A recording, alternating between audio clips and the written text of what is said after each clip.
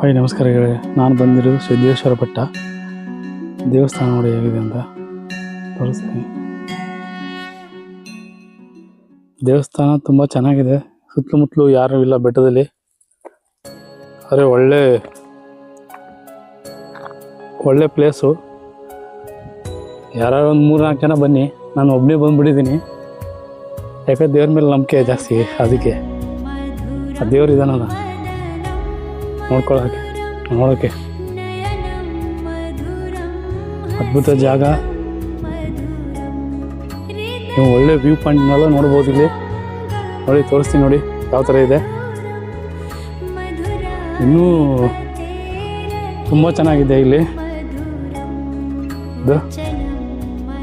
ನೋಡಿ ಯಾವ ಥರ ಇದೆ, ಸಖತ್ ಪ್ಲೇಸ್ ಮಾತ್ರ.